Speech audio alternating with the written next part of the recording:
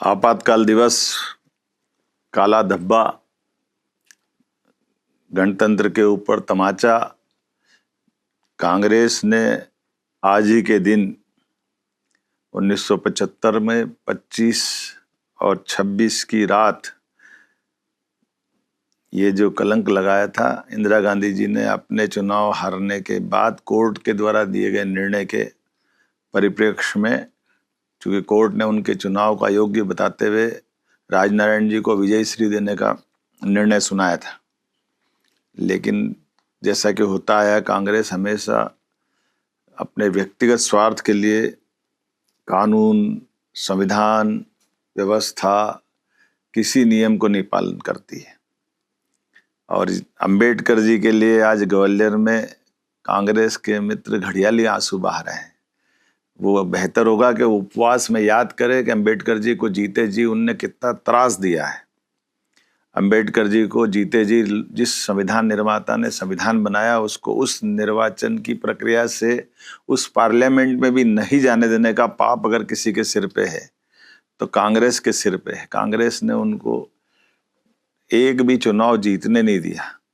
उपचुनाव जब उनके दो पार्टी के जीते, एक उपचुनाव में उनके सदस्य ने इस्तीफा देकर उनको निर्वाचन का मौका दिया, तो प्रधानमंत्री रहते हुए तत्कालीन प्रधानमंत्री श्रीमान जवाहरलाल नेहरू उस उपचुनाव में भी प्रचार करने गए और वहां पर भी उनकी आत्मा उनको हरा करके मानी।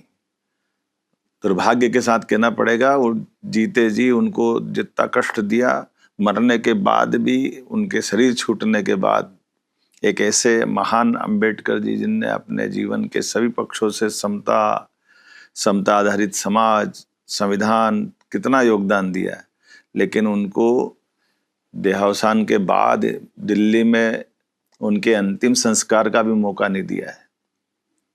मजबूरी में उनकी उस मृत शरीर को लेकर के हवाई जहाज से बंबई जाना पड़ा और उससे बढ़कर के कांग्रेस के लोगों ने अन्याय करते हुए उस विमान के किराए का वसूली भी उनकी पत्नी से की। कल्पना कर सकते कि कांग्रेस कहां तक नीचे जा सकती। जीते जी उनको काम नहीं करने देती है, जीते जी उनके कष्ट बढ़ाती है, हारने के मजबूर करती है, शरीर छूटने के बाद जलाने का मौका नहीं देती। जिस विमान से ले जाते हैं उस विमान का किराया उनकी पत्नी से वसूल करती। तो आज का दिन अच्छा है, ग्वालियर में कांग्रेसी मित्र उपवास कर रहे हैं। बेहतर होगा कि वो अपने उस कांग्रेस के अतीत के पापों की क्षमा प्रार्थना करें। और ये जो पूरा घटनाक्रम अंबेडकर जी के प्रतिमा को लेकर के ये पूरा संकट खड़ा किसने खड़ा किया? कांग्रेस ने पहले विरोध किया और कांग्रेस ही आज बजाय ये कोर्ट में, हाई कोर्ट के चीफ जस्टिस की कमेटी के पास जाए, उनसे महानिवेदन करे कि हाँ आप जल्दी निराकरण करो, हमारा पक्ष सुनो, लेकिन बजाय वहां करने के वोट की राजनीति करने, ग्वालियर में जनता को मूर्ख बनाने आए। जनता सब जानती है और बहुत अच्छा संयोग है। जिस दिन वो संविधान की आत्मा रोई थी, संविधान के साथ अन्याय करा था कांग्रेस ने, उस दिन उन्हें उपवास करते हुए ये दोनों झूठ के पर्दे खुलेंगे।